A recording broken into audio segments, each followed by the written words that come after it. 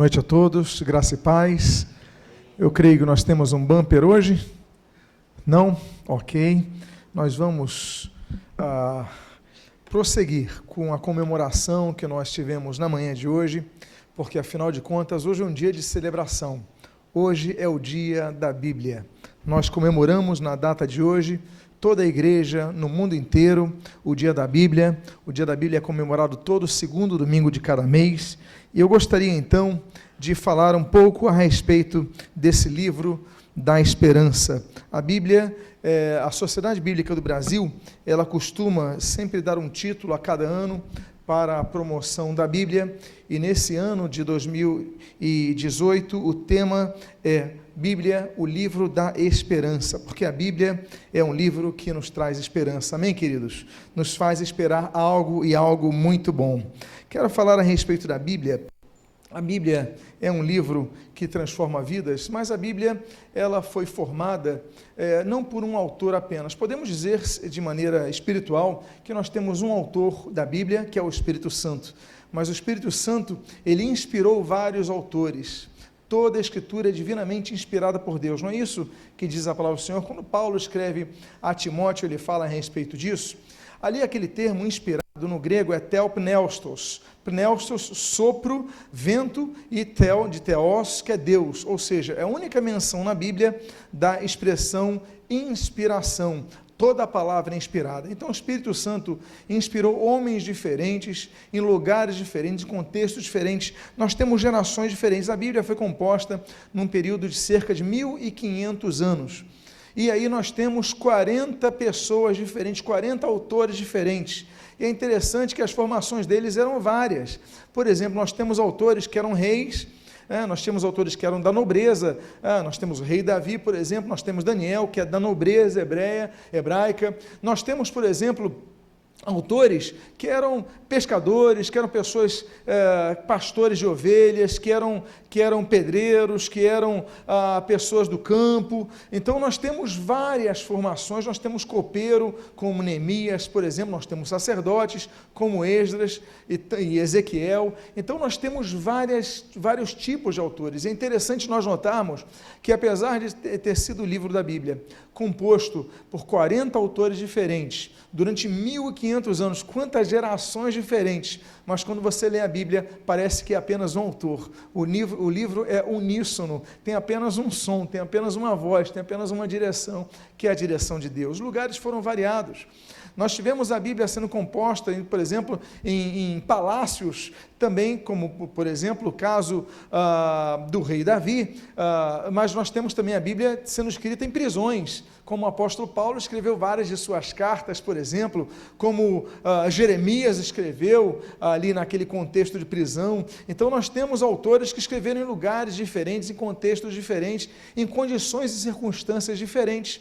Nós temos, por exemplo, livros que foram escritos em tempos de guerra, como o rei Davi, por exemplo, escreveu no momento de guerra, mas nós também temos o filho dele, o Salomão, escrevendo em tempos de paz. Não houve guerra com o rei Salomão naquele período, o período que ele compôs textos belíssimos, escrituras sagradas. Então, condições diferentes, circunstâncias diferentes. Nós temos autores que escrevem com uma paz muito tranquila, escrevem muito felizes, mas nós temos autores que escrevem chorando, nós temos autores que escrevem lamentando-se. Nós temos, inclusive, um livro da Bíblia chamado Lamentações de Jeremias, Jeremias escreveu um livro todo choroso, vendo que o povo não estava aberto à sua mensagem. Ele pregava e ninguém queria saber para o arrependimento, o chamado de Deus. Nós temos autores que escrevem numa situação de humor depressivo, de uma situação de sofrimento grande, mas não deixaram de escrever. Então as circunstâncias também foram diferentes. A Bíblia foi um livro que foi muito perseguido ao longo da história. Nós já temos desde o ano 313, por exemplo, o imperador Diocleciano, ele lança um edito proibindo a Bíblia, mandando queimar as escrituras sagradas e proibindo o culto a outro Deus que não fosse a divindade imperial. E aí nós temos dessa perseguição, nós temos várias perseguições. Nós sabemos que foram 10 imperadores que impetraram 10 perseguições ao cristianismo ao longo da história, e além dessas perseguições, muitas outras. Nós temos, por exemplo, momentos que a Bíblia ela foi muito atacada. Nós temos, por exemplo, o período do liberalismo teológico, quando se começou a questionar a Bíblia, a inspiração da Bíblia, a autoria divina da Bíblia. Então, entramos no liberalismo que graçou parte da igreja, inundou parte da igreja, com muitas pessoas perdendo a sua fé por causa disso. Nós temos, por exemplo, o comunismo. O comunismo foi aquele sistema de governo que durante 70 anos marcou muitos países, né? Foi uma tentativa de implantar uma utopia social durante 70 anos, e foi o regime, inclusive, que mais perseguiu a igreja em termos proporcionais, mais até do que o próprio islamismo. Você vai a alguns países e você vê parte de cristãos ali. Existem igrejas cristãs, por exemplo, no Irã, do regime xiita. Nós temos igrejas cristãs, por exemplo, na Síria, em um grande percentual de sírios, né, no regime alauíta. Nós temos igrejas cristãs no Iraque, que é sunita. Então, mas nós, mesmo com as perseguições de radicais islâmicos, né, a Al-Qaeda, o Estado Islâmico, mesmo assim, nada se comparou ao período do comunismo, quando a igreja era de fato perseguida, mas ainda assim a igreja permaneceu firme. O Senhor Jesus, ele disse que as portas do inferno não prevaleceriam contra a igreja, não prevaleceriam. Olha, eu falei do comunismo, eu falei do islamismo, eu falei dos que usaram as forças políticas, as forças militares, as forças bélicas para destruir a igreja. Não conseguiram destruir a igreja, não conseguiram. Você pode colocar uma lei contra a igreja vai permanecer. Você pode colocar os movimentos islâmicos radicais, por exemplo, para perseguir a igreja, não vão conseguir. Só tem uma coisa que pode destruir a igreja, e essa coisa não é externa, não é de fora para dentro, mas de dentro para fora. É aquilo que nós lemos em Apocalipse capítulo 2 e Apocalipse capítulo 3. A única coisa que pode destruir a igreja é o pecado. Quando o pecado entra daquelas 7 igrejas, nós vemos 5 igrejas falidas espiritualmente, 5 igrejas totalmente corrompidas por causa da entrada do pecado.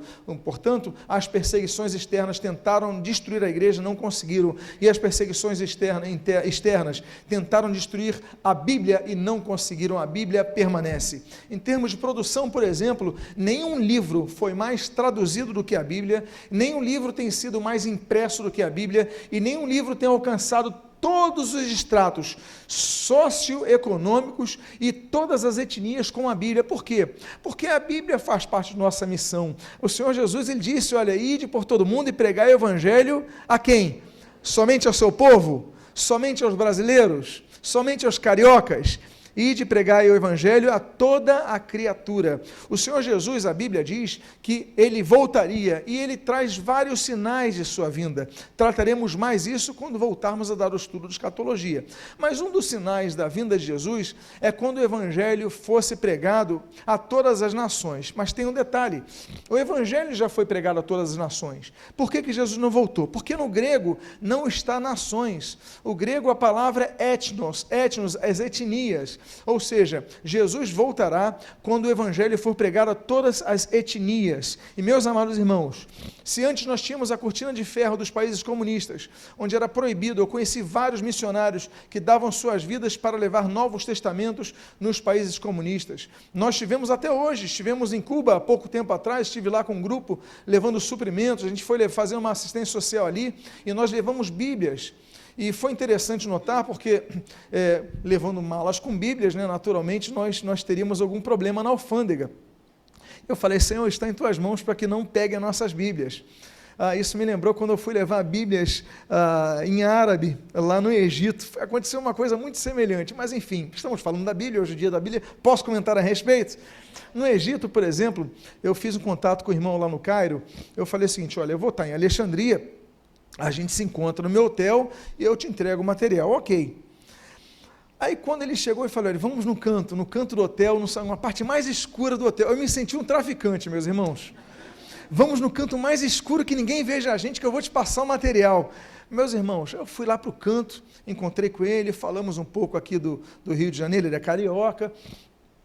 E ele, olha, então está aqui nessa mala, estou passando a mala, parecia filme, né? Aqui está a Bíblia e tal, vamos fazer uma oração. O problema é quando 2 crentes se encontram, é que a gente tem o hábito de orar, não é isso? Eu falei, então a gente vai se despedir, vamos orar. Aí nós oramos, fechamos os olhos, demos as mãos. Quando eu abro o olho, tem um policial do meu lado. Eu falei, já era. Já era. Aí eu, pois não? Aí ele falou, não, o táxi desse senhor já chegou. Eu falei, graças a Deus. O policial estava lá no hotel, mas aí ele tinha chamado o táxi, então ele só foi avisar. Eu fiquei mais tranquilo. Ele levou a Bíblia. Quando estamos, tem uma blitz do outro lado da rua. Eu falei, Senhor, mais uma prova. Olha, o Senhor é contigo. Daqui a pouco ele passa, manda mensagem, olha, passei, tudo bem, a Bíblia está entregue, é uma benção.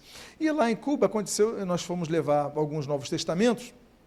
Nós sabemos que não se pode distribuir material na rua, evangelho, não se pode evangelizar na rua. Existem algumas caça-culto, que eles chamam, que são autorizados para que haja culto, mas nós queríamos distribuir algumas pessoas. E foi interessante que, muito bonita a experiência, fomos um grupo muito bom, que eu falei, bom, agora nós estamos levando roupas, estamos levando alimentos, estamos levando material de higiene, tudo para doar ao país, numa crise muito grande. E aí, quando chegou, eu falei, o que nós vamos fazer? Aí chegou a mala, e uma de nossas malas, nós levamos várias malas para de doações, mas uma das malas estava semi-aberta, como se tivesse arrebentado. Aí eu falei, já sei, vou aproveitar a oportunidade. Aí tinha um guardinha que estava olhando para a gente, um grupo, não lembro quantos eram, 11, 13, um grupo assim, e de repente ele olhou, ele viu aquela mala, eu olhei a mala aberta, eu falei, senhor, por favor, tem uma reclamação a fazer. Abriram a minha mala, não pediram autorização, ele falou, não, está rasgada. Poxa, mas como é que pode? Você joga a mala de qualquer maneira. Eu dei uma reclamada para ele, que eu falei, antes eu reclamar com ele do que ele me procurar para falar alguma coisa. Ele, não, tudo bem, pode passar, está tudo certo. Pronto, chegamos aí, foi uma bênção. Levamos as Bíblias, doamos as Bíblias. A Bíblia tem sido um livro que transforma vidas. Eu lembro que, eu não sei se foi com o missionário Alexandre, ele estava no elevador com alguns Novos Testamentos para distribuir, e uma moça falou assim, isso aí é o quê? No elevador da casa que nós alugamos ali. Esse daqui é a Bíblia, a palavra de Deus. Ah, sim. Aí ele falou assim, você quer? Ele, eu quero. Aí ela pegou, ela cheirou, que regalo precioso, que presente precioso que vocês me deram. A Bíblia é um livro que transforma, meus amados irmãos. Então a Bíblia tem produzido, o Brasil é o segundo maior produtor de Bíblias do mundo. Nós produzimos, no ano retrasado, 8 milhões de Bíblias, ano, uma bênção. O Brasil tem um material, uma gráfica maravilhosa em Barueri, no estado de São Paulo. Nós produzimos para toda a América do Sul, inclusive os países de língua hispana e espanhola, e nós também produzimos para os países de língua lusófona na África. Então, nós temos que orar pelas sociedades que estão trabalhando. E o conteúdo da Bíblia, a Bíblia é um livro que tem 2 testamentos. O meio dos testamentos é o Senhor Jesus. O Senhor Jesus marca a diferença entre a Antiga Aliança e a Nova Aliança, nós chamamos 2 testamentos. O Antigo Testamento e o Novo Testamento. A Bíblia tem 66 livros, 39 no Antigo Testamento, 27 no Novo Testamento. A Bíblia tem 1.189 capítulos. A Bíblia tem 13.602 versículos. A Bíblia tem 773.693 palavras. É um livro maravilhoso, é um livro que transforma, é um livro que edifica. Então, meus amados irmãos, nós devemos ler a Bíblia, amar a Bíblia. Amém, queridos? Quanto aos capítulos, são 31.102. Desculpem a falha aqui da minha memória. Amém, queridos? Mas vamos avançar, porque a Bíblia é um livro maravilhoso. E sobre o dia da Bíblia, por que nós celebramos hoje o dia da Bíblia? Isso entrou no calendário da igreja inglesa, a igreja anglicana, a partir de 1549, pelo bispo Thomas Cranmer. Thomas Cranmer falou com o rei Eduardo, falou o seguinte, rei, nós temos que colocar no livro de oração comum um dia para a igreja orar pela Bíblia, porque a igreja tem que ler a Bíblia, a igreja tem que praticar a Bíblia, mas a igreja tem que orar pela Bíblia para que a Bíblia seja divulgada. Um dos grandes marcos da Reforma Protestante foi, naturalmente, a impressão de Bíblias, a liberdade de imprensa, a liberdade de expressão, e na Inglaterra não foi diferente. A partir da reforma de Henrique VIII, então começou a se distribuir Bíblia, começou a ler a Bíblia em inglês, nós temos as traduções, por exemplo, de Coverdale, por exemplo, nós temos várias outras traduções que são incentivadas para que o povo inglês lesse, não apenas então o latim, mas na própria língua inglesa. Mas em 1549, Thomas Cranmer fala o seguinte, rei, nós temos que colocar um dia para a igreja se lembrar da importância da Bíblia. E aí se define o dia, lá no século XVI, o segundo domingo de dezembro, como o dia da Bíblia. Então, dê os parabéns à pessoa que está do seu lado, parabéns pelo dia da Bíblia. Que bênção, não é verdade? No Brasil, o dia da Bíblia começa a ser comemorado aos poucos, a partir da década de 1850, quando começam a chegar dois tipos de levas de protestantes ao Brasil. O Brasil, essencialmente católico, desde sua fundação, desde sua descoberta, né? Nós temos a Ordem de Cristo, nós temos a vinda dos jesuítas, nós temos um sistema muito envolvido, a Península Ibérica sempre muito envolvida com o papado, então durante séculos foi assim, mas duas levas começam a acontecer a partir principalmente do século XIX, que são levas nós chamamos assim, protestantes de missão, e nós temos os missionários. Protestantes de missão, eles não vêm para implantar o evangelho aqui, eles vêm, por exemplo, a colonização alemã e a colonização suíça, eles começam a vir protestantes ao Brasil, então eles são colonos e começam a vir pastores ao Brasil. Nós temos pastores que começam a trazer a palavra, mas o objetivo deles não era primordialmente evangelizar a nação brasileira. O objetivo dos pastores que vinham da Alemanha e da Suíça eram pregar para os protestantes suíços e alemães. Então nós falamos assim, é uma missão de colônia. Mas nós tivemos também, principalmente por causa da Guerra Civil Americana, a vinda de muitos evangélicos do sul dos Estados Unidos, principalmente no interior de São Paulo. Hoje, inclusive, tem uma cidade chamada Americana, em consideração a esses americanos que vieram e começaram a fazer o seguinte: não, nosso objetivo, estamos no Brasil, vamos evangelizar os brasileiros. Então nós temos uma segunda fase nesse século XIX de evangelismo para os brasileiros. Nós lembramos da abertura dos portos, né? A questão dos ingleses junto à colônia, por exemplo, olha, vocês abrem aí, senão a gente manda bala para vocês. E aí nós temos, por exemplo, a primeira igreja protestante aqui no Rio de Janeiro, a igreja anglicana, para servir aos britânicos que vinham aqui, e os britânicos, na sua maioria, praticamente integralmente, todos eles anglicanos, e não tinham local de culto. Nós temos um problema que os evangélicos começam a morrer, naturalmente, né, com a idade, com as doenças, e muitos cemitérios não permitiam que eles fossem enterrados ali, porque não eram católicos romanos. Olha que absurdo, não pode enterrar aqui, tem que enterrar no quintal da sua casa. Então nós temos também os primeiros cemitérios protestantes evangélicos, principalmente, por exemplo, em Joinville, nós temos o primeiro cemitério protestante do Brasil, locais onde havia colônias de imigrantes do norte da Europa, geralmente são os primeiros locais onde temos cemitérios ali. Os cemitérios ainda não eram públicos, lembra os irmãos? Então o evangelho foi chegando aqui, o dia da Bíblia foi sendo implementado, até que em 1948, você está vendo essa outra data aí na frente, nós temos a primeira formalização do dia da Bíblia. Em 1948, estamos falando do período pós-Segunda Guerra Mundial, no dia 10 de junho de 1948, é fundada no Rio de Janeiro a Sociedade Bíblica do Brasil. Então, glória a Deus por isso. E a Sociedade Bíblica do Brasil, dentre os seus primeiros atos, ela estabelece oficialmente no Brasil, entre os evangélicos, ela estabelece o seguinte: olha, o segundo domingo do mês será o dia da Bíblia. As igrejas vão se comprometer a falar sobre a Bíblia. É por isso que nessa igreja, todo segundo domingo de cada mês, nós lemos a Bíblia e nós pregamos sobre a Bíblia e nós falamos do dia da Bíblia. Não pode cair no esquecimento. Ano 2001, estamos muito recentes, é declarado oficialmente, através da Lei 10.335, o Dia da Bíblia, no calendário oficial do Brasil. Ou seja, se nós temos a Bíblia, o Dia da Bíblia sendo comemorado pela Igreja Evangélica, agora está no calendário oficial da nação brasileira, o segundo domingo do mês de dezembro, a partir de 2001, o Dia da Bíblia. Então, nós louvamos a Deus por esse ato. Amém, queridos? Agora, não viemos aqui para falar apenas de alguns aspectos da história da Bíblia, da composição da Bíblia. Eu vou falar sobre isso, sobre a composição da Bíblia no mês de janeiro. Se prepare, temos um material muito especial para compartilhar com os irmãos.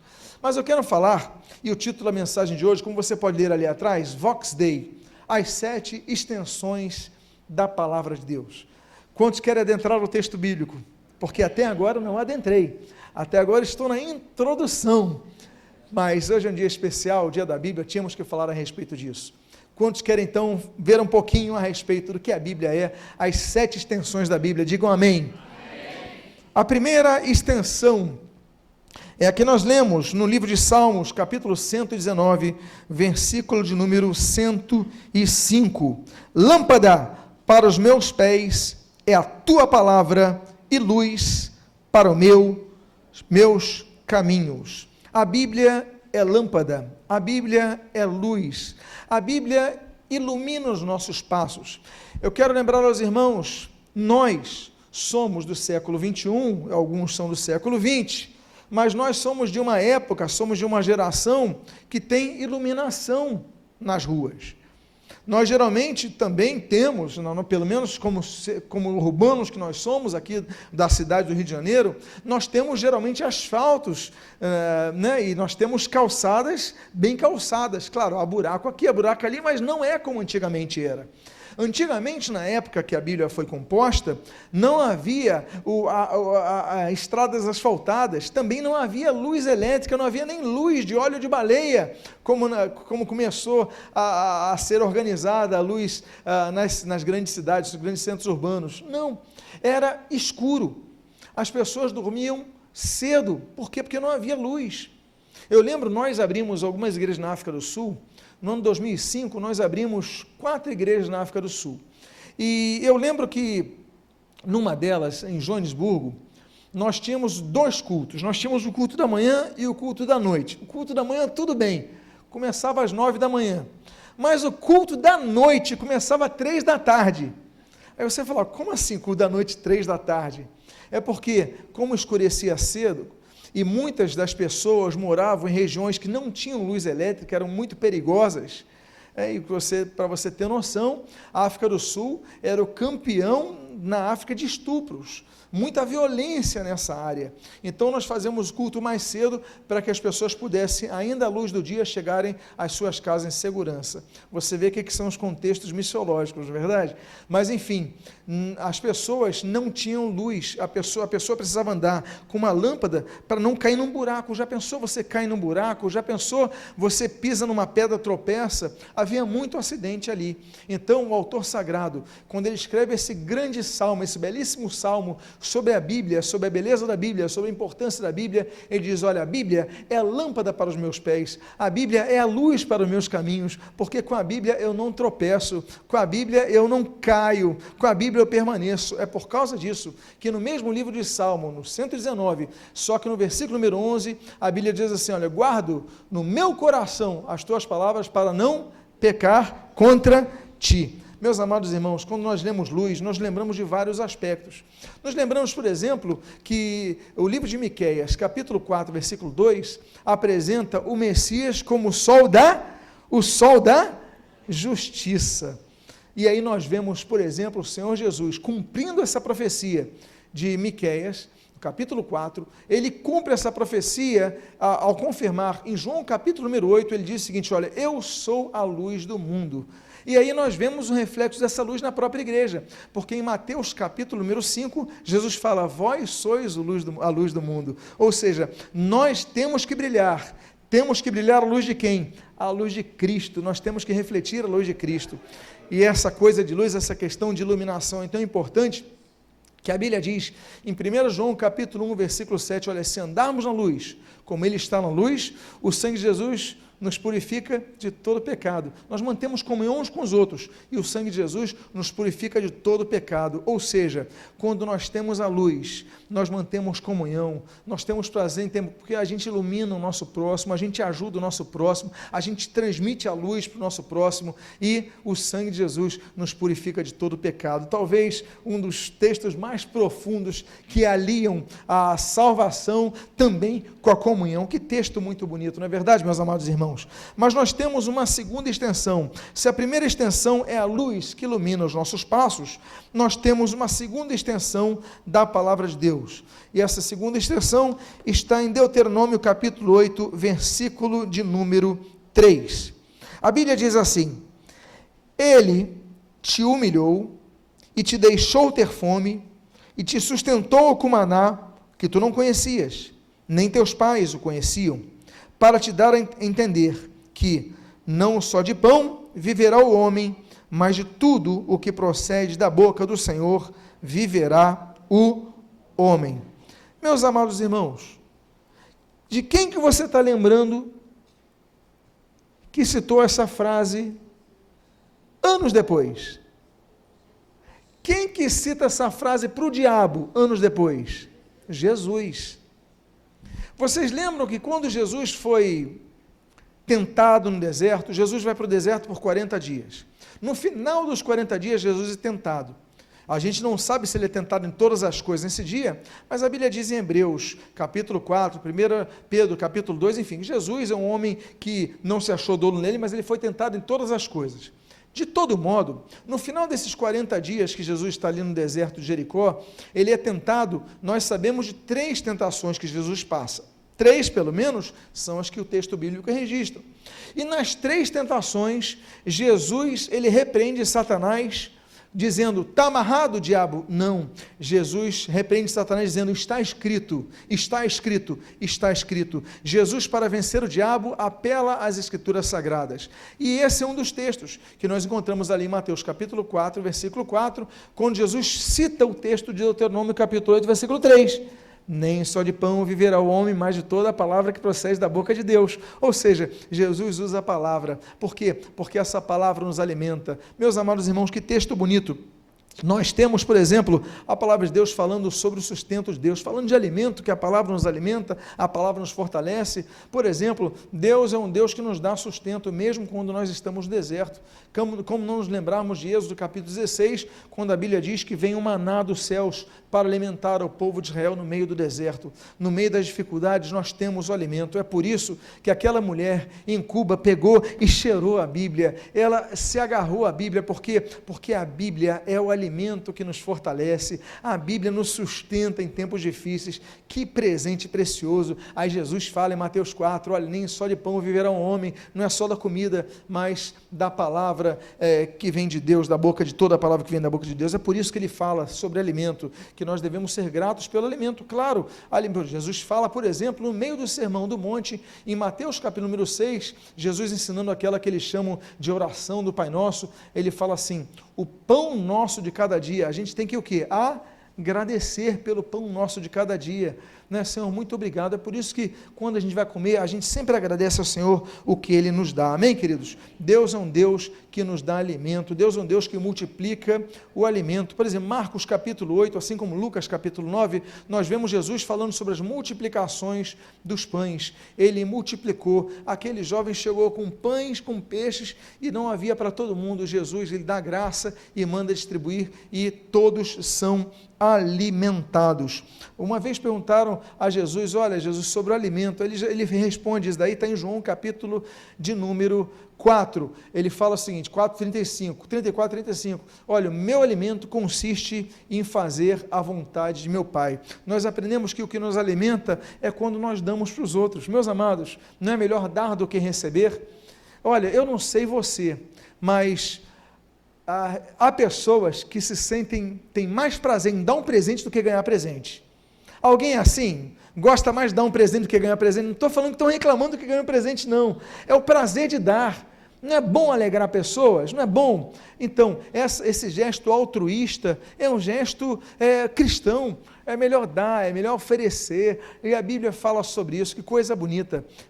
Jesus fala então nesse texto, João capítulo 4, olha, o meu alimento, ou seja, aquilo que me nutre, aquilo que me dá força, é fazer a vontade de meu Pai, é cumprir a vontade de meu Pai. Olha que coisa bonita. Aí você vai 2 capítulos depois, você vai para João capítulo número 6, e aí Jesus ele fala assim, eu sou o pão da vida. Jesus é o alimento que nos supre. Nós, tendo Jesus, não precisamos mais de outro. Tendo Jesus, já temos tudo. Olha, eu tenho religião. Jesus é mais do que religião. Mas eu tenho filosofia. Jesus é mais do que filosofia. Mas eu tenho meu credo. Jesus é mais do que tudo isso, porque Jesus é o único que supre as carências e a fome de cada um. Amém, queridos? Então, a primeira coisa, a primeira extensão da palavra de Deus que nós lemos nesta noite, nós aprendemos, é que a Bíblia é a luz, ilumina. A segunda extensão da palavra de Deus que nós lemos é que a Bíblia é o quê? Alimento. Agora, nós vamos ver a terceira extensão, que dá uma especificidade do tipo de alimento que a Bíblia, por exemplo, é. Nós lemos, por exemplo, sobre essa terceira extensão da Bíblia. A Bíblia diz no Salmo 119, versículo de número 103: quão doces são as tuas palavras ao meu paladar, mais que o mel à minha boca. As tuas palavras são doces, mais que o mel à minha boca. O mel adoça a vida. Olha, a nossa vida é uma vida de lutas. Jesus, ele profetizou: no mundo tereis aflições, mas tem de bom ânimo, porque eu venci o mundo. Jesus, ele falou: olha, nós temos dois caminhos, um largo e outro estreito, outro sinuoso, outro mais difícil, e o que leva à salvação é esse. O Senhor Jesus falou: se alguém quiser me seguir, negue-se a si mesmo, tome a sua cruz e siga-me. Não é só tomar a cruz e seguir, começa com negue-se a si mesmo, negar a vontade da carne, negar os desejos da carne, negar tantas coisas. Nós devemos aprender a isso. Agora, no meio a tantos conflitos, no meio a tantas dificuldades, no meio a tantas provas, nós vemos que quando lemos a palavra de Deus, nós somos adocicados. No meio de tanto sal, vem um docinho na boca. Não é gostoso, às vezes, você comer uma sobremesinha, depois de você comer tanta coisa salgada, você bebe água, falta alguma coisinha? A Bíblia é mais doce que o mel. Leia a Bíblia, adoce mais a sua vida. A Bíblia diz, quando a Bíblia traz as características da terra prometida, Deus fala no Monte Horebe, capítulo 3 de Êxodo, a Moisés, ele fala: olha, vocês vão sair aqui do Egito e vocês vão para uma terra onde mana leite o quê? Mel. Então, meus amados irmãos, nós temos que lembrar isso. Aí Deus, ele dá um couvert para o povo, se me permitem aqui a expressão que eu estou usando. Por quê? Porque em Êxodo capítulo 16, o povo ainda estava no deserto, e vão ficar por ali por muitos anos, e Deus manda o maná. Mas em Êxodo capítulo 16 diz que o maná, todo mundo fala assim, o maná é o pão que desce dos céus. Nós entendemos isso. Jesus fala sobre isso, inclusive, em João capítulo 6. Mas que pão é esse? Qual é o gosto do pão? Nosso irmão é padeiro. Você sabe qual é o gosto do pão, irmão Manuel? O gosto do pão era de mel. A Bíblia diz que tinha gosto de mel, ou seja, o maná era um pão doce. Olha que luxo, no meio do deserto, todo dia você comer pão doce. Que bênção, na verdade. A Bíblia fala a esse respeito. Outra vez que o mel é citado, ela é citado, por exemplo, em Juízes capítulo número 14, quando Sansão, ele quebra um dos votos do nazireado. Sansão, ele não podia se aproximar de cadáveres, ele se aproxima do cadáver do leão e ele pega mel ali, ele come daquele mel e ainda deu o mel para os seus pais. Nós vemos que o mel também representa a tentação de você ultrapassar os seus limites. Ele tinha feito votos nazireado, ele não podia cortar o cabelo, ele não podia tomar vinho, bebida forte, ele não podia se aproximar de cadáver. Ele se aproximou, ele pegou aquela comida, ele comeu, estava faminto, ele quebrou o voto. Pela primeira vez ele vai quebrar o voto, ele quebra outros votos também, naturalmente. Sansão, homem que quebra muitos votos, mas ele se aproxima e aquilo chama tanto ele que ele vai. Meus amados irmãos, quando nós vemos a árvore no meio do jardim, Deus fala: vocês podem comer de todo lugar, menos da árvore que está no meio do jardim. E o homem vai lá e come, toca e come, porque Deus não fala apenas que eles eram proibidos de comer. A Bíblia diz que eles não podiam comer nem tocar. Ou seja, quando ele toca, ele comete o segundo pecado, porque o primeiro já foi a cobiça de ser como Deus. Ele comete o segundo, e a desobediência, e ele comete então outro pecado, que ele toca e depois ele come. Então, meus amados irmãos, o mel também representa isso. Mas o mel também representa outra coisa.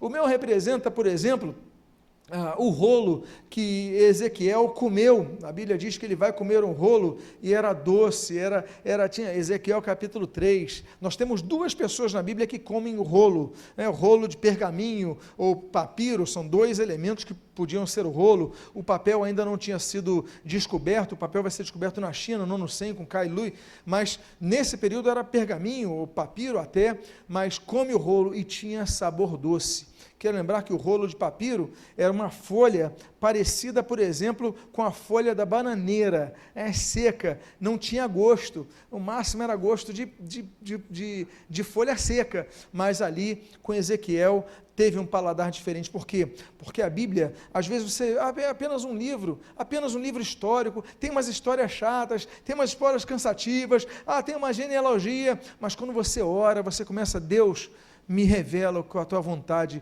Deus começa a mostrar que tem mel, tem doce no meio dessa letra, você tem que ler com fé a palavra de Deus, você tem que amar a palavra de Deus. Eu e minha esposa gostamos muito de alguns programas, a gente se distrai às vezes vendo algumas séries, e tem uma série que se chama MasterChef. Na Bíblia, nós temos o MasterChef, você sabia disso? Por quê? Porque a Bíblia diz em Lucas capítulo 24, Jesus já ressurreto, os discípulos vêm do mar da Galileia, e quando chegam, Jesus já tinha preparado o alimento para os discípulos que estavam cansados. Olha que luxo, serem servidos por Jesus. Olha, se Jesus serviu a comida, preparou a comida, a Bíblia diz que Jesus serviu um prato que era composto de 2 elementos. Olha a prova, o elemento era peixe assado e mel.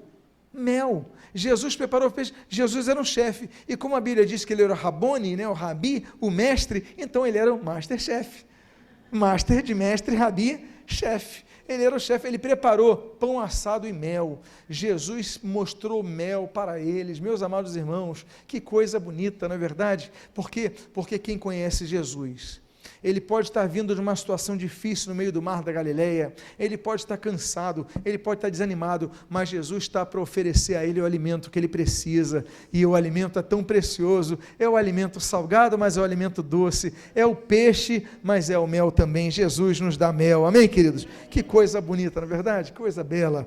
Bom, nós vamos então a quarta extensão da palavra de Deus, e eu quero mais uma vez lembrar os irmãos, nós hoje estamos comemorando que dia? O dia da Bíblia. Muito bem, vocês estão de parabéns. E o dia da Bíblia é comemorado quando? Em que ocasião do ano? No segundo domingo de dezembro, todo ano, amém, queridos? Muito bem, os irmãos estão de parabéns. A quarta extensão da palavra de Deus é a que nós lemos em Jeremias, capítulo de número 23, no início do versículo de número 29. A Bíblia diz: não é a minha palavra fogo, diz o Senhor. Fogo.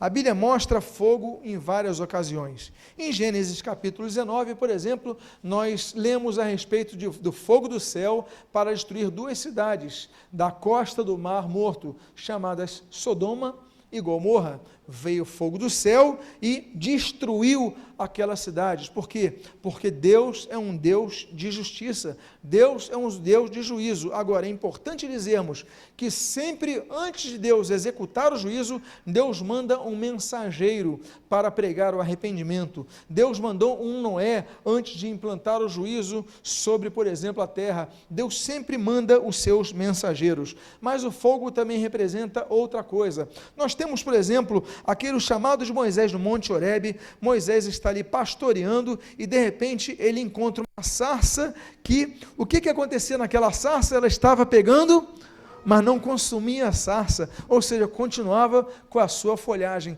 mas no meio daquele fogo veio a voz de Deus. Amados irmãos, esse mesmo fogo que Deus apresenta a Moisés, quando o convocou para pregar a libertação ao Egito, ao mesmo fogo nós vemos no topo do Monte Sinai, em Êxodo capítulo 19, com o próprio Moisés ali, ou seja, o fogo de Deus apresentando a Moisés em todo o tempo. E nós temos que lembrar que no deserto, Moisés vê o fogo de Deus, em Êxodo capítulo 13, Moisés vê o fogo de Deus, em Êxodo capítulo 19, em Êxodo capítulo 13, nós temos, entre um e outro, nós temos o fogo de Deus, dando a direção para o povo de Israel durante a noite. A Bíblia diz que durante o dia, Deus colocava uma coluna de fumaça para o povo seguir, e durante a noite, Deus colocava uma coluna de fogo. Fogo também representa a palavra de Deus, a direção de Deus que nós precisamos. Amados, é por isso o fogo é tão importante, que a Bíblia diz no livro de Levítico, capítulo número 6, que o fogo deveria arder continuamente no altar, não poderia deixar o fogo se apagar. Uma vez estive na cidade de Atlanta e ali fui visitar um dos homens que levaram meu pai a decidir pelo meu nome de Martinho Lutero. Naturalmente, o primeiro nome foi do reformador alemão do século XVI, 1483 a 1546, Martinho Lutero, mas um outro nome também que lembrou a meu pai sobre esse grande nome era de Martin Luther King, Martinho Lutero Rei, digamos, se nós fôssemos traduzir aqui, que foi um grande líder dos direitos humanos dos Estados Unidos, mas não só isso, ecoando no mundo inteiro, líder do movimento para os direitos humanos equalitários. E esse homem era pastor batista. Esse homem, Martin Luther King, ele pregava numa igreja chamada Igreja Batista Ebenezer. Eu estive nessa igreja, e do lado dessa igreja está, então, o jazigo dele, e ali tem uma chama que nunca se apaga. Você vai de madrugada, pode estar tempestade, dia de neve, vão lá, os irmãos daquele memorial, tiram a neve de cima e aquela chama nunca se apaga. Assim era, e nós temos em outros monumentos a mesma coisa, assim era, por exemplo, o fogo do altar, ali junto ao tabernáculo no deserto, a chama nunca se apagava. Agora, o fogo também representa, por exemplo, coisas, limites que nós temos. Nós lembramos, por exemplo, Números capítulo número 10, nós lembramos do fogo estranho que é oferecido por aqueles dois homens, Nadab e Abiú. Eles oferecem fogo estranho no altar e aquela chama os consome, ou seja, eles são destruídos. O fogo que tem que vir no altar é um fogo santo. Meus amados, é por isso que nós lemos mais uma vez a expressão do fogo em 1 Reis capítulo 18, quando a Bíblia diz que vem fogo do alto consumir aquele altar de 12 pedras que o profeta Elias, ele levanta ali no Monte Carmelo. Ele orou ao Senhor e o fogo desceu. Amém, queridos? O fogo precisa descer. E aí nós temos o profeta Elias, que tem essa experiência com fogo, talvez na maior prova da vida dele e também na despedida dele da terra, quando a Bíblia diz que no redemoinho Elias foi levado como numa carruagem de fogo, segundo Reis capítulo número 2. Os irmãos estão de parabéns, porque o fogo purifica. A palavra de Deus é como fogo, a palavra de Deus purifica, a palavra de Deus transforma. É por causa disso que nós devemos buscar a nossa purificação. Os irmãos se lembram, por exemplo, do chamado do profeta Isaías, o filho de Amós? Isaías é chamado por Deus e Deus o chama para uma grande obra. E Isaías fala: como eu posso ir? Eu sou homem de lábios impuros, eu habito no meio de impuros lábios, meus olhos viram o rei. E aí Deus envia os serafins, aliás, a única menção dos serafins na Bíblia que se encontra em Isaías capítulo 6, e diz que ele pega uma brasa com atenais, uma brasa do altar, coloca na boca e purifica os lábios desse homem. Ou seja, o fogo é para também nos purificar. Devemos nos purificar para chegar na presença de Deus. Todo mês nós temos a celebração da ceia do Senhor, nós temos esse hábito, a igreja cristã tem esse hábito. Jesus, ele mandou, nos ordenou que nós fizéssemos isso, nós fazemos isso, nós mantemos essa ordenança do Senhor Jesus. Mas a Bíblia diz, em 1 Coríntios capítulo 11, não só no versículo 28, mas em todos os outros, a Bíblia fala assim: olha, examine-se, pois, o homem a si mesmo, e assim, tome do pão e beba do cálice. Ou seja, nós temos sempre nos examinar, chegar à presença de Deus: Senhor, perdoa os meus pecados, perdoa as minhas falhas, e fazer esse autoexame. Amém, queridos? Por quê? Porque a palavra de Deus é fogo. Nós vamos para o quinto. Quantos estão dispostos a caminhar mais uma extensão na palavra de Deus? Você pode me lembrar de algumas? Eu já estou me esquecendo de algumas. Você pode me lembrar de algumas? Diga. Luz, muito bem. Qual é a outra? Alimento, parabéns. A terceira? Fogo. Mel, a quarta é fogo. E agora nós vamos para a quinta. É a continuação do versículo de número 29, de Jeremias capítulo 23, que a Bíblia diz: não é a minha palavra fogo, diz o Senhor, e o que? Martelo que esmiuça a penha. A Bíblia fala 3 vezes sobre martelos. Nós temos 3 vezes a menção dos martelos. Nós temos, por exemplo, essa menção, falando da Bíblia, que é o martelo que esmiuça a penha. Ela quebra toda a cadeia. Você prega a Bíblia, ela transforma vidas, e a pessoa é liberta da escravidão, é liberta de tudo que carrega, liberta dos traumas, a Bíblia cura, a Bíblia transforma, a Bíblia é a palavra que transforma, como diz a Sociedade Bíblica do Brasil nesse ano, a Bíblia é o livro da esperança. Então nós temos uma primeira menção da Bíblia, que é essa menção que nós lemos em Jeremias capítulo 23, versículo 29. Outra menção que nós temos da Bíblia é a que nós encontramos em 1 Reis, capítulo número 6, que diz que as pessoas que estavam trabalhando na construção do templo, estavam trabalhando com seus martelos, mas você não ouvia nada, não ouvia o som dos martelos. Como é que se pode martelar sem ouvir o som? Como é que se pode, você imagina o templo, o tamanho do templo, que o templo era enorme, e as pessoas martelando, ninguém ouvindo o som. O que isso nos remete? Aqueles que têm feito o trabalho no templo, na casa de Deus, em silêncio. Você pode não notar, mas há várias pessoas que estão aqui trabalhando para servir a Deus. Nós louvamos a Deus porque nós temos diáconos ali fora, pessoas na equipe de som que você está vendo, aqui na distribuição de oferta você viu vários voluntários, tem pessoas ali trabalhando com as crianças, tem pessoas na recepção. Essas são as pessoas que nós vemos, mas os que nós não estamos vendo, os que estão evangelizando na calçada, os que estão evangelizando durante a semana, os que estão intercedendo pela sua vida. Você sabia que existem pessoas que durante as noites as suas orações estão orando por suas vidas, para Deus abençoar, para Deus cuidar, para Deus guiar, para Deus guardar, para Deus libertar? Sabia disso? São trabalhadores que estão trabalhando no templo com seus martelos, mas ninguém ouve. Há pessoas, meus amados irmãos, que lutaram pelas nossas vidas, nós só vamos conhecer no céu, porque são pessoas que estão trabalhando com seus martelos silenciosamente. Existem alguns que querem colocar trombeta para todo mundo ouvir, não é verdade? Existem alguns que querem colocar um outdoor piscando nas suas cabeças para que todo mundo reconheça, e se você não reconhecer, a pessoa nem vai trabalhar. A pessoa fala, eu estou na escala de quê? Hoje você vai limpar o banheiro. Ih, meu irmão, hoje eu não posso. Hoje eu tenho um compromisso, não posso ir. Não, você vai ficar na frente, recebendo o cumprimento das pessoas. Então eu posso ir.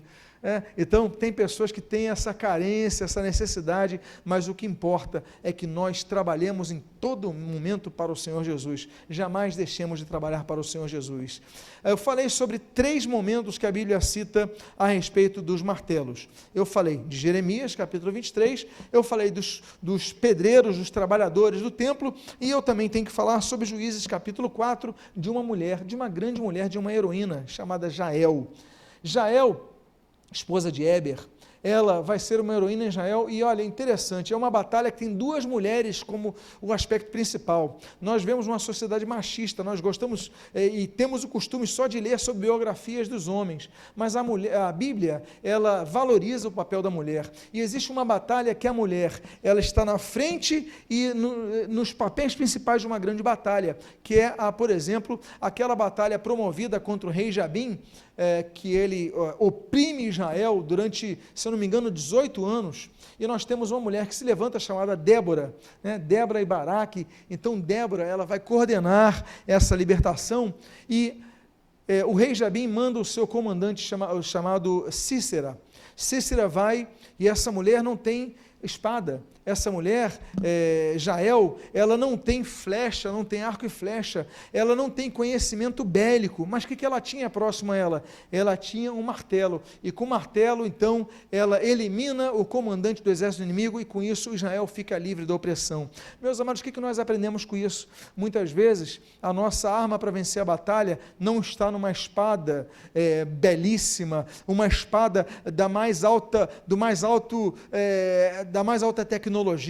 Muitas vezes a nossa vitória não vai vir do mais belo escudo. Nos lembramos, por exemplo, de Davi e Golias. Não adiantou a armadura de Saul para ele tinha destreza com aquela funda, e com ela ele derrubou o gigante. Meus amados, essa mulher Jael, ela só tinha uma coisa à disposição dela, ela tinha um martelo, mas ela tinha uma outra coisa à sua disposição que ninguém podia tirar: coragem.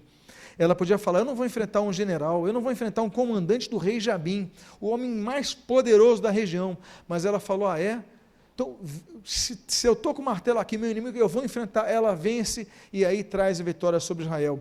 Nós aprendemos então, que o martelo, a Bíblia é a palavra de Deus, nós devemos aprender a usar um martelo, e esse martelo que destrói, esmiuça a penha, destrói todo o grilhão, todo o inimigo. Amém, queridos?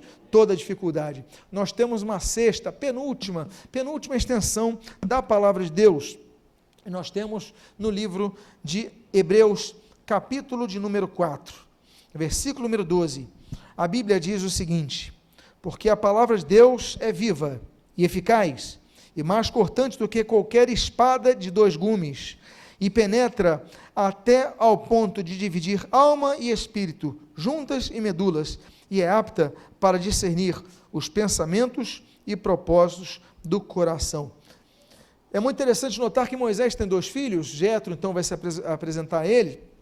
Então, Moisés chega e fala: esse aqui é o nome do meu filho, é Gerson, porque eu fui estrangeiro, né? Gerson significa estrangeiro, peregrino, você está peregrinando outra terra. Ele fala assim: esse outro nome do meu filho se chama Eliezer. Eliezer, Deus ajuda. E ele fala o seguinte: e o nome dele se chama Eliezer, porque Deus me ajudou, me livrando da espada de Faraó. Nós começamos a ver a palavra de Deus como espada, mas nós vemos que o inimigo está com uma espada, mas Deus nos livra dessa espada, Deus nos livra do exército de Faraó, Deus nos livra dos inimigos, amém, queridos? A espada é muitas vezes usada pelo inimigo para nos apavorar, mas Deus é o Deus que nos liberta da espada. Deus, como diz o salmista no Salmo número 9, Deus é o nosso socorro bem presente, Deus é o nosso refúgio e fortaleza. Tantos salmos falam sobre isso, que Deus nos livra, Deus é o nosso escudo, a nossa salvação, como cantou, por exemplo, o próprio rei Davi. A Bíblia, quando fala de espada, também fala do juízo de Deus. Eu quero lembrar, por exemplo, Levítico capítulo 26, que a Bíblia, Levítico capítulo 26, fala sobre as bênçãos da obediência e as maldições decorridas da desobediência. E tem uma profecia, quando nós estudarmos escatologia, nós vamos voltar a esse texto, Levítico 26, porque por causa da desobediência do povo de Israel, ele recebeu essa maldição, ele viveu essa maldição. A Bíblia diz o seguinte, Levítico 26, espalhar-vos-ei por todas as nações, desembainharei a minha espada atrás de vós, a vossa terra será assolada e as vossas cidades ficarão desertas. Não é isso que aconteceu com Israel? Israel, Deus falou: olha, espalhar-vos-ei por todas as nações. O povo judeu, ele foi retirado da sua terra de Israel por todas as nações. Israel só volta à sua terra tendo uma posse oficial, retornando à sua terra no dia 14 de maio de 1948, a uma geração passada só. E aí, ainda hoje, existe uma grande oposição em relação a isso, mas isso também é promessa de Deus, sobre a qual nós estudaremos. Meus amados irmãos, quando nós vemos espada, nós vemos isso, mas eu quero finalizar essa questão da espada com aquela que a Bíblia diz da armadura de Deus. Efésios capítulo número 6, fala da armadura de Deus, e nós vemos que a espada do Espírito é o quê? A palavra de Deus. Meus amados irmãos, a armadura de Deus, todas as peças, todas, são de defesa, menos uma. Todas. O escudo da fé, o peitoral, o cinturão, o capacete, a sandália, tudo é defesa. É proteger o pé, proteger o dorso, proteger. Mas só tem uma arma de ataque, a espada do Espírito, que é a palavra de nosso Deus. É com a espada que nós atacamos. A espada não apenas nos defende, mas claro, nós temos que usar o escudo da fé, com o qual você vai anular os dardos inflamados do inimigo, mas com a espada você ataca. A melhor defesa do crente é usar a palavra de Deus. Estamos no dia da Bíblia, use a palavra de Deus, ame a palavra de Deus. E eu finalizo, amados irmãos, com a 7ª extensão da palavra de Deus, a 7ª e última extensão que eu gostaria de compartilhar com os amados irmãos nesta noite. Os irmãos estão preparados para nós finalizarmos?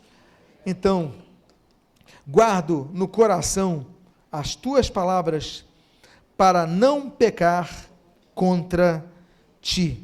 Guardo no coração as tuas palavras para não pecar contra ti. A Bíblia diz em Gênesis capítulo 3 que o pecado afastou o homem de Deus. A Bíblia diz em Êxodo capítulo 15 que existem doenças, enfermidades e pragas que vêm por causa do pecado. A Bíblia diz em Isaías capítulo número 59 que Deus não ouve todas as orações, porque o pecado faz separação entre vós e vosso Deus, de modo que não vos ouça. Deus, Ele ouve o coração da pessoa que está no pecado, mas o coração está quebrantado, porque Deus não despreza um coração quebrantado. Agora, se o coração não estiver quebrantado, você pode ficar rezando, ficar orando, ficar clamando, Deus não vai ouvir as suas orações. A Bíblia diz que, em Romanos capítulo 3, versículo 23, que o pecado traz condenação ao homem. A Bíblia diz em Romanos capítulo 6, versículo 23, que o pecado gera a morte. Mas eu tenho uma boa notícia para vocês. Quem quer boa notícia? A primeira boa notícia é que Marcos capítulo 2 diz que Jesus perdoa os pecados. A segunda boa notícia é que a Bíblia fala o seguinte, olha, e conhecereis a verdade, Romanos capítulo 8, versículo 32, e conhecereis a verdade vos libertará. E o que ele fala no versículo 36 desse mesmo capítulo, e se, pois, o Filho vos libertar, verdadeiramente sereis livres, porque existem libertações que não são verdadeiras, não são plenas. Jesus é capaz disso. Por isso, aqui nós devemos reconhecer nossos pecados a Deus, confessar nossos pecados a Deus, como diz 1 João capítulo 1, versículo 9, e confessando os pecados a Deus, Deus perdoa nossos pecados e nos purifica de toda a impureza. Deus é um Deus que transforma. Eu trouxe essa palavra nesta noite sobre as 7 extensões da palavra de Deus, dizendo e finalizando que a palavra de Deus nos traz essa libertação por causa de Jesus. Jesus é o centro da sua palavra. Eu quero fazer uma oração nessa noite, quero convidá-lo a que você fique de pé nesse momento. Eu quero fazer uma oração pela sua vida. Hoje é o dia da Bíblia. A Bíblia é algo que nós devemos amar, como diz Deuteronômio capítulo número 6. A Bíblia é o livro que nós devemos meditar, como diz, por exemplo, Josué capítulo 1.